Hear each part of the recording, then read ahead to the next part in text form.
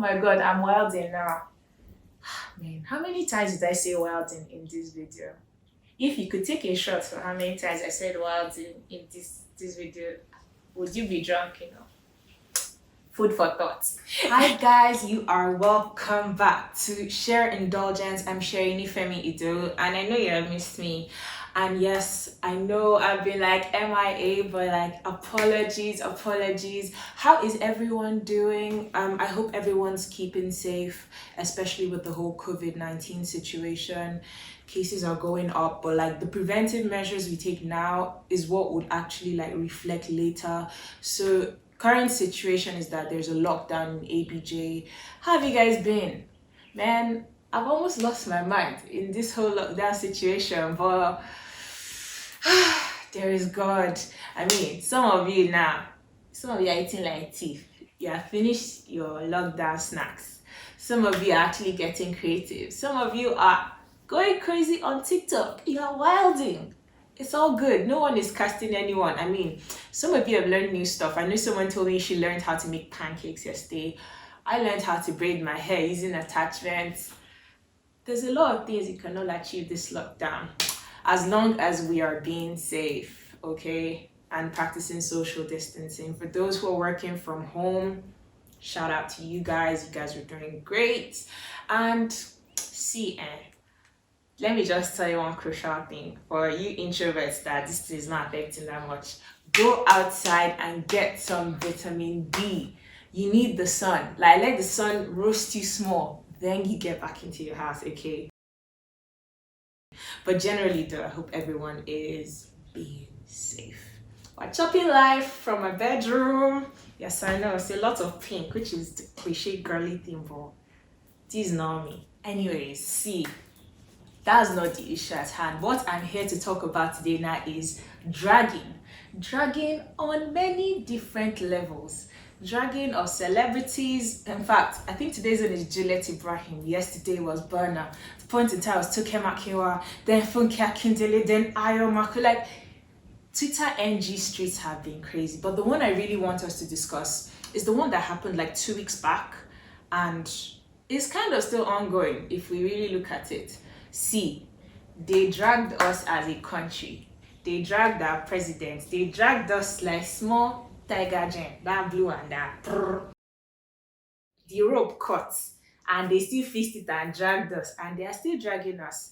And so, what am I talking about? There was a particular Imam Tawhidi, his handle is at Imam of Peace, that all of a sudden woke up to be like, you know what?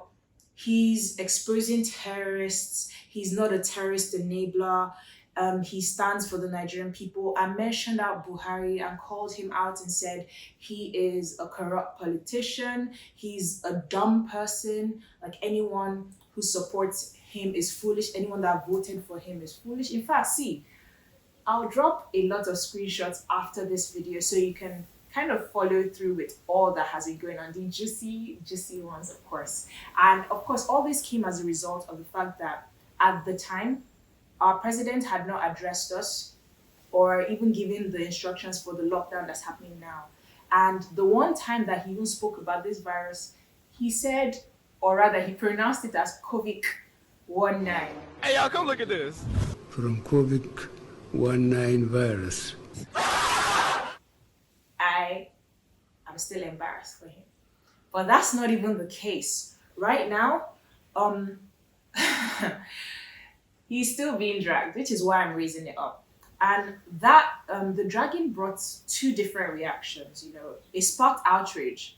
Now 10%, I'd like to give them 10%. The Patriots, you know, were like, it's okay for us to talk about these things amongst ourselves as Nigerians, and the deficiencies of the government, the flaws, and everything that's going wrong. We can call our president stupid and dumb, but it's not for a foreigner to come and do that. You know, a foreigner who is not like from time in the beginning, he's been fighting for the Nigerian government, he just sprung from nowhere to come and say, okay, fine. Some people said it's because he wasn't allowed to intervene in the El Zakzaki Shiite thing that was going on because he offered to help negotiate peace, and Buhari must have said no or declined.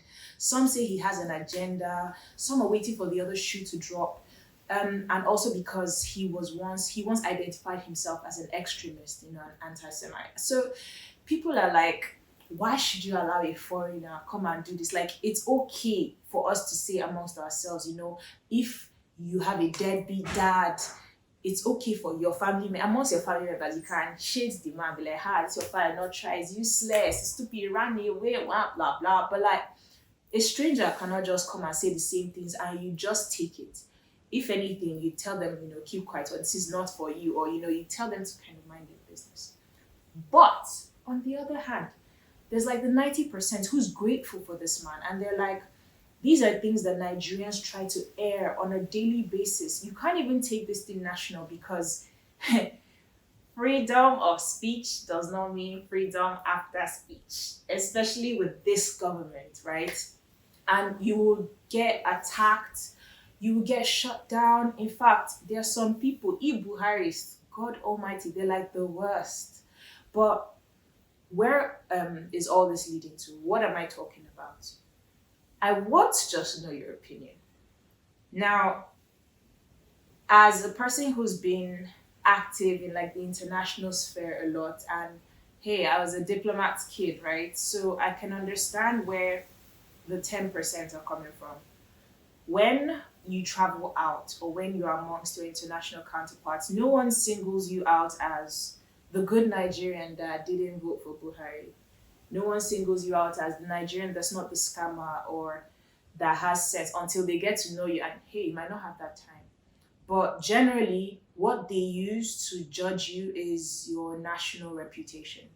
It's the perception they have of you, of your president. Whether you have bad leadership, it means your nation as a whole is just fucked. Do you understand? And so they're saying, instead of us to encourage this man to keep on wilding, because oh boy, Imam was wild. Oh God, they dragged us, lashed us like teeth, lashed us like a side chick that the wife just discovered. Hey God. I think after you see the screenshots, you understand why I'm being this extra. But yeah, back to the discussion at hand. Finally, all the imams dragging was able to gather a reaction. Finally, our president addressed us, and finally, a light is being shed to all these things, right? But at what cost? There's still some people that believe Nigerians did wrong. Nigerians were silly and stupid by joining this man to speak bad of our own country, and that where is the patriotic spirit? But at the same time, the other party is like, you can't expect someone to stand up for you when you've not done the same for them. I mean, it's still our same president that went on the international sort to say we are lazy youths when it is not the case. There's just so many takes on this. Where it now gets interesting is the fact that like a week after this main drag, the minor drag, Imam tweets something else again, and then the reaction is not as active as before. Some people are now of the opinion, okay, we don't arrest, Imam arrest, I beg, like focus on your own country matter, focus on your own life, something, like your own don't do too much. I mean, he gathered up to 120,000 new followers. He's literally a Muslim influencer. So everyone's like, where does it end? Do you get? And for some people like me now, I know that there are mixed feelings. And which is why I'm bringing this to you guys. Like, I'm really curious, like, what do you think? What's your opinion? What's your take on the whole patriotism? And what's your take on accountability to your leaders? And why this is important is because this kind of decision is made in our daily lives on so many things, Do you support your friend that is being a certain type of way? Or do you call them out even though you guys can settle it amongst yourselves? Or do you represent Nigeria and no matter what, you keep on fighting, or you allow some other person? Because fam, this thing trended in different countries, and within like, I think, was it 45 minutes or so, he created a hashtag Buhari resign that literally became #1 worldwide. It was crazy. And so, yeah, I'm really curious because this is something like, I said it, like international background versus we want our leaders to be accountable. And yeah, it seems like international recognition is what does it for our model president. See, some of these things now I'm almost afraid to say because, hey, they can come for me. So please let me know. Let me know your opinion in the comment section, or you can even, hey, tweet at me. My Twitter handle is @IDPrincessa, or just, I'm really curious, right? And yeah, thank you for staying tuned with me. This self-isolation lockdown period, I will be disturbing you guys. Oh my God.